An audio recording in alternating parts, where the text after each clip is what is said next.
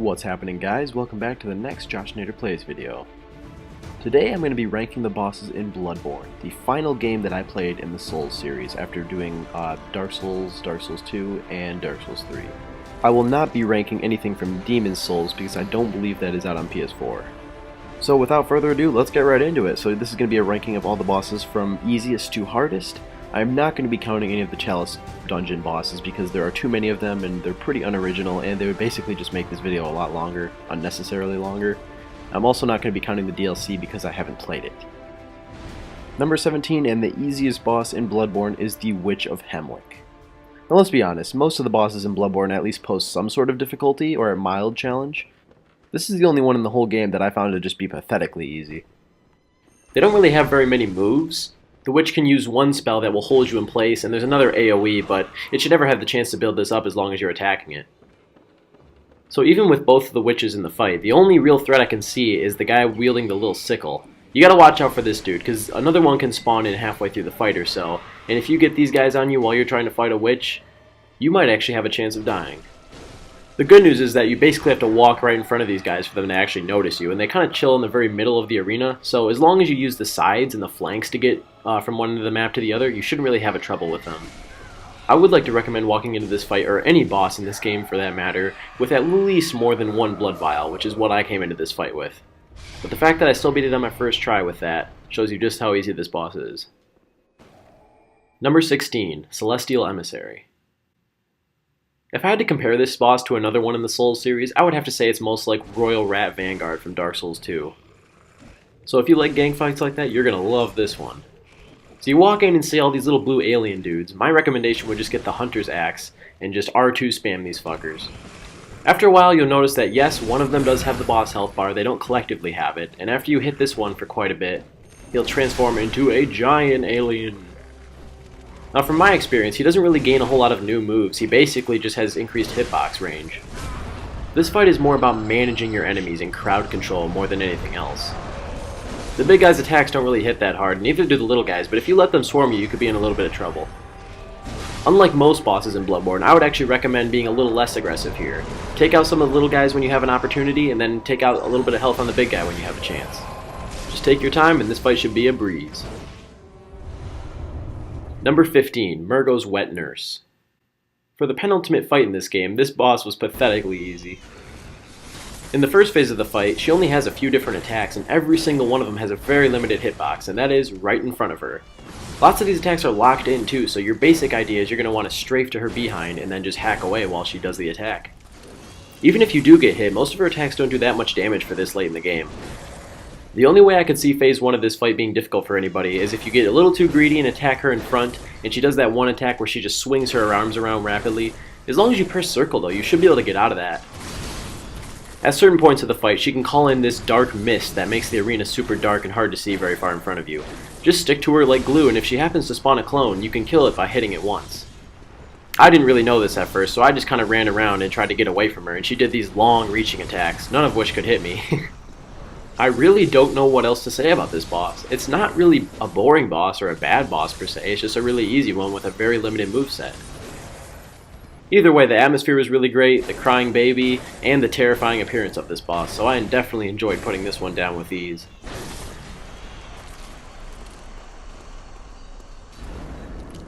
Number 14, Cleric Beast. Now at the beginning of this video I forgot to mention that these are based off of my very first playthrough of Bloodborne, so I had never really adjusted to the gameplay of this game before I first went in and fought Cleric Beast. I did go back into New Game Plus though and wrecked him on my first try, but yes, my first playthrough I died 4 times to this boss. And I still actually think he's a decent challenge for this early in the game. He's got a wide range of moves, hits pretty hard since I mean your vigor level's pretty low at this point, but Cleric Beast certainly has a lot of weaknesses that you can exploit. First of all, as with most bosses, you want to stick behind him. Most of his attacks are sweeping or slamming attacks with his arms, and you're very unlikely to get hit by them if you're back there. Second, be as aggressive as you can. I feel like Bloodborne on average has bosses with higher health bars, and that's for good reason. The game is trying to teach you that you need to be more aggressive. There's no shields in Bloodborne. Well, there is, but it's a pathetic wooden shield that does jack shit. But this is not Dark Souls anymore. This is something different, and to slay this beast, you're going to have to overcome that. Number 13, Micolash, Host of the Nightmare. Oh, This is my least favorite boss in this game. He really sucks. I see what FromSoft was going for here. They were trying to make a different boss, a unique boss. They always try this in every single game, and it usually is a dud, but I digress. In this case, you start the fight by chasing him around this giant labyrinth, and your goal in this chase is to corner him in this small room that's kind of in the middle of the whole place. This is extremely difficult to do, though, because his AI just is programmed to go wherever you're not. My first fight with this guy lasted 20 minutes only for me to die in the second phase, so I looked up how to lead him into the room quicker. And you know what? I feel no guilt for doing this, and you shouldn't either. Once you corner him into this room, you want to take out these little puppets first. They're really annoying and they dodge around a lot, but just kill them. Also, watch out for him while you're doing that, because he can hit you with his only attack that he uses in this phase, which is Augur of Ebrietas, which you just saw right there. It's a pretty pathetic attack. It's really easy to dodge, and you can stagger lock this dude to hell, so he can't really do much as long as you're swinging at him. And guess what? Once you get him to half health, you get to chase him around for a little bit more. Yay! So eventually you'll corner him back in this room and a gate drops and you have to figure out how to drop into the arena from above, and that's all just bullshit. But once you figure that out, it's pretty much the same fight, except he gains 2 new attacks. First of all, he can punch you, which does pathetic damage. I wouldn't even worry about this at all. And he also has a Call from Beyond. Now this spell will one-shot you, so I recommend staying close so he doesn't use it. But other than all the bullshit I just told you about, fuck this boss. Number 12, Moon Presence. Now, as the secret final boss of Bloodborne, I really expected more from this guy.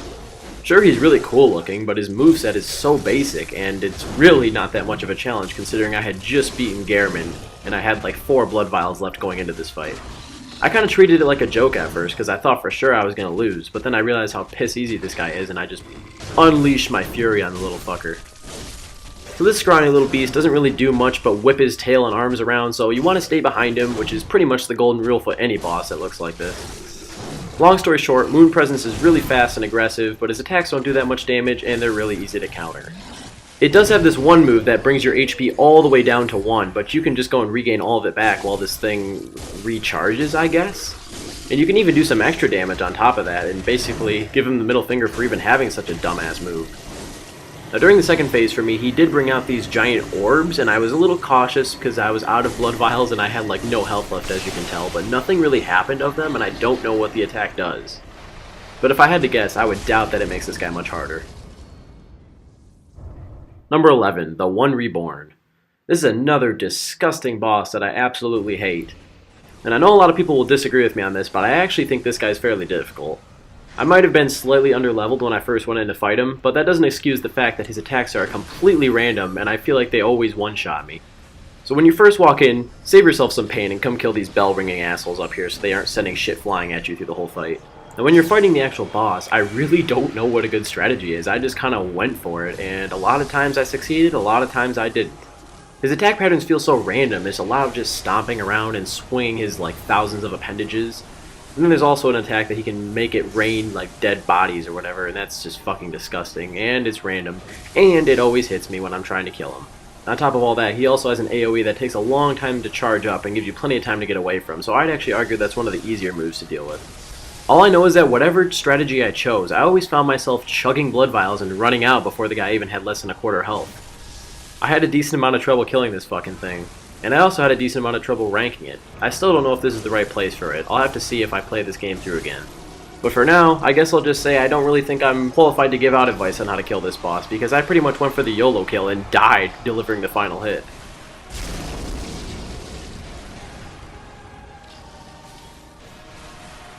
Barely cracking into the top 10 is the Blood-Starved Beast. Whew, what a dreadful creature. This thing is utterly terrifying looking. The music is terrifying, the room you fight him in is also very cool. Now as for the difficulty, I'm kinda indifferent when it comes to this guy. He's pretty weak to parrying as long as you shoot at the right time. I would argue that phase 1 is really easy. You basically just have to strafe to behind him like most bosses like this and just beat away at his back legs until he jumps away. Phase 2 ups the difficulty a little bit by allowing him to poison you with his attacks. This isn't too much worse though because I didn't really find myself getting hit by the guy that much. Phase 3 is where things really step up.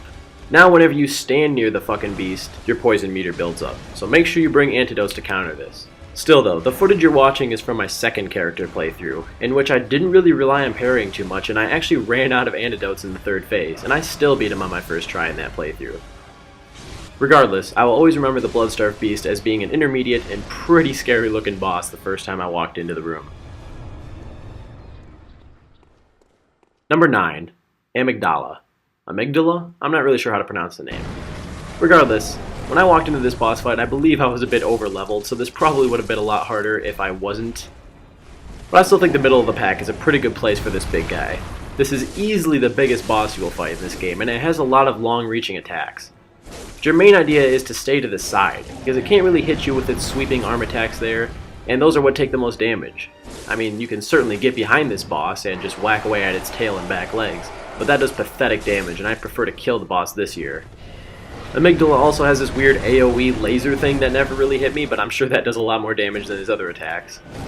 The other thing is that towards the end of the fight, he will rip off 2 of his arms and try to whack you with those, which, I mean, if you're standing far in front of him, you could get hit by those maybe, but as long as you stick to the golden rule and stay to the side, you'll be just fine. This critter can also leap into the air and try to body slam you, but it's pretty easy to dodge as long as you time it right, which, I mean, I guess you could say that for any attack in any boss fight, but for some reason this one felt particularly easy because I never got hit by that attack. As soon as you get over the intimidation of this thing's size and its ability to reach you from really far away, this boss is really not too bad to deal with.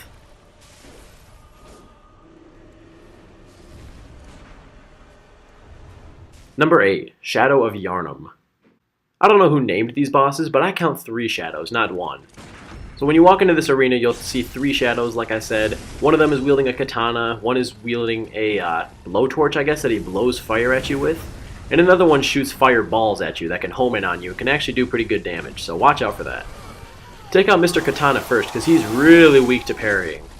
Once one of the shadows gets really close to death, they'll all grow snakes from their heads, which basically gives them an increased attack range, but doesn't really do much other than that from my knowledge. Once you're dealing with 2 shadows, I would take on the guy that breathes the fire first because, well, that's what I did and I beat this boss on my first try.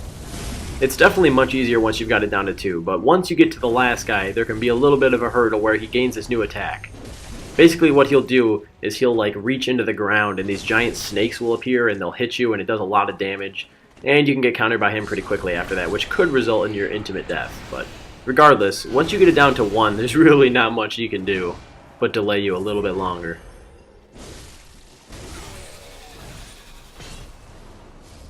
Number 7. Vicar Amelia. This is another early game boss that I thought was pretty difficult until I learned the golden rule.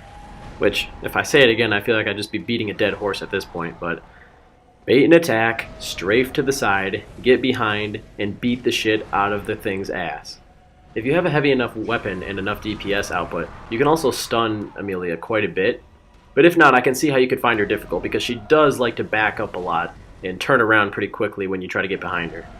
There's also some weird hitboxes where she swings at you with her arms, and if you're pretty far in front of her, you might think you're safe, but sometimes you're not, so don't make assumptions. There's one other move that can make this boss pretty difficult, and that's the fucking healing. I don't actually have any footage of it because she didn't do it in the run where I finally beat her, but she will basically back off and heal, and I'm not talking like a little sliver like the Fume Knight from Dark Souls 2. I'm talking she heals like a good 1/5 of her health, or at least it feels like it every time she does it when I'm this close to killing her. That might be the only reason why I was able to beat her so easily on my second attempt, because she didn't decide to heal at the very last second like she did the time before. Overall, really cool and scary looking boss. Definitely would be a lot easier if it was later in the game, but since it's like the 3rd or 4th boss you'll fight, you might have a little trouble with this one. Number 6. Darkbeast Paarl. Let's get controversial, because this is going to be a controversial one for sure. I know a lot of people think this boss is not too hard. It's another early game one, though, that I think is a little fast and overpowered for where he sits. Paarl is fast, hits very hard, and he can really jump around and be unpredictable. When you least expect an attack, it'll just, boom, hit you just like that. And there goes half your health. Now, I know you can definitely say, since this is an optional boss, that you could wait, level up a little more, and then come back, and this guy would be a cakewalk. But I'm judging these optional bosses as if I went right in when I first encountered the boss, which is what I did with this guy, and he was a lot more difficult in this aspect. He could easily kill me in 2 to 3 hits, and if I wasn't underneath him, I felt like I would always get hit by those arm swipes. I would never be able to dodge him properly, and I don't know why.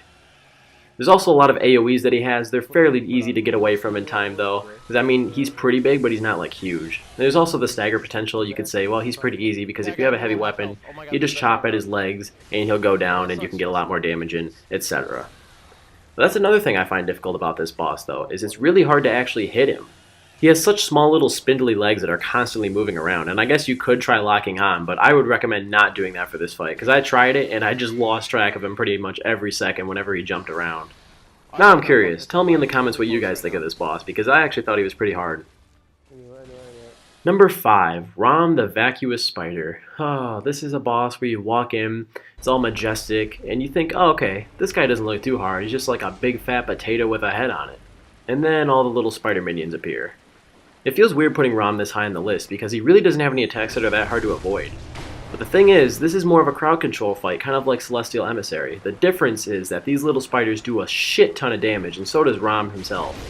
Seriously, how does one hit from one of these little tiny common enemy looking spiders do that much damage to me? It seriously took away more than half my health if you look there. The other reason you can get killed pretty quickly is in addition to the little spiders swarming you, you can also get hit by this meteor shower and a reverse meteor shower that Rom can, I guess, call in with the hairs on his back. At least that's what it looks like. At least that attack is pretty easy to see coming. My recommendation would be to take out the little spiders first. They will respawn eventually, but you'll feel a lot more comfortable attacking Rom without them swarming your ass constantly, and you will probably die to them before you die to Rom. I definitely didn't use this strategy though, I just tried to bait him into attacking and then went for my opening. So I definitely feel lucky coming out alive on my second try. And here's another reason to take out those spiders early in the fight. Just look at how many there are there on screen right now. I just really got lucky that most of them were in front of Rom, and I was able to sneak back past half of them and just beat the living shit out of them for the last hit. You can see there just how close I came to dying. It was pretty stressful, and I definitely understand why people struggle with this boss. Number 4, Father Gascoigne. Ladies and gentlemen, please welcome the first mandatory boss in Bloodborne, and yeah, he's number 4 on my list of easiest to hardest bosses.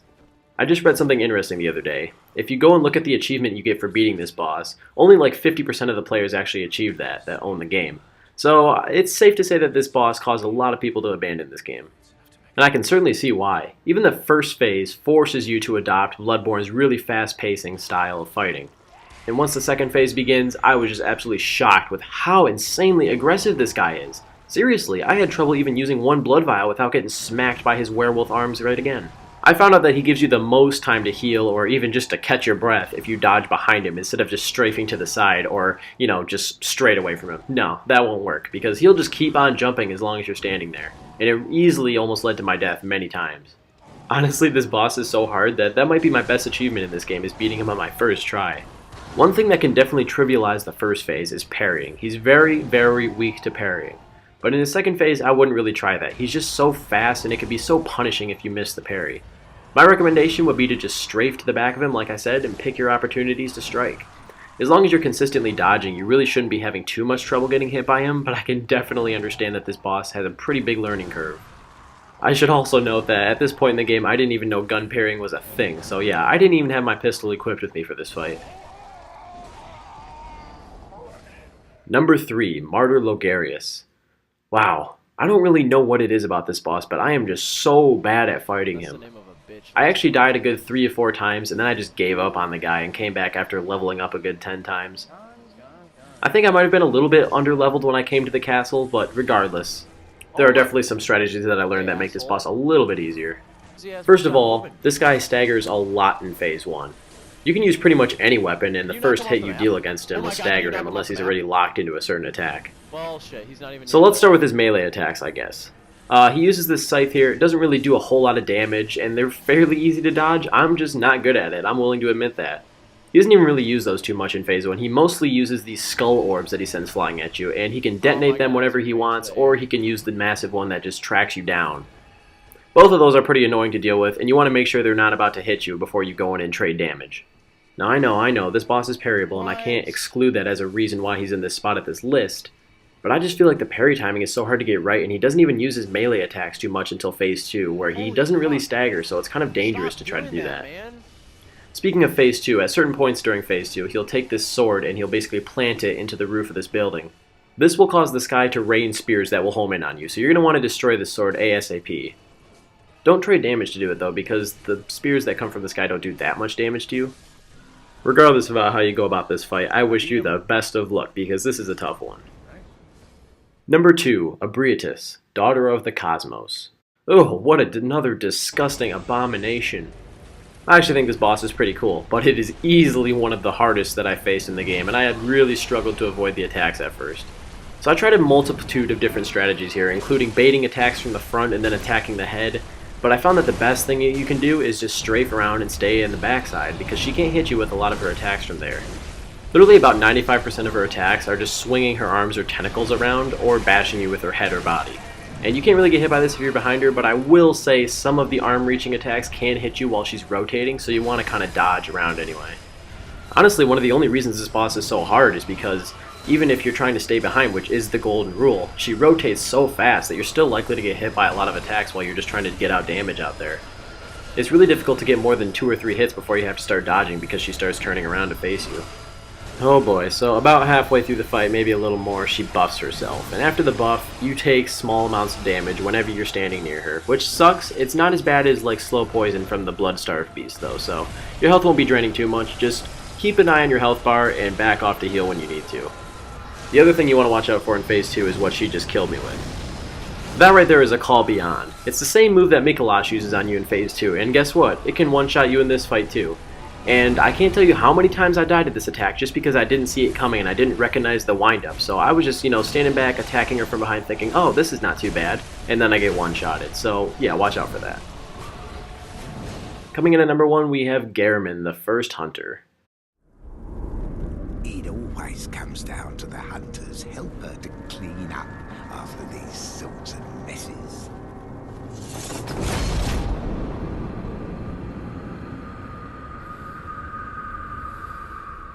Tonight, Gehrman joins the hunt.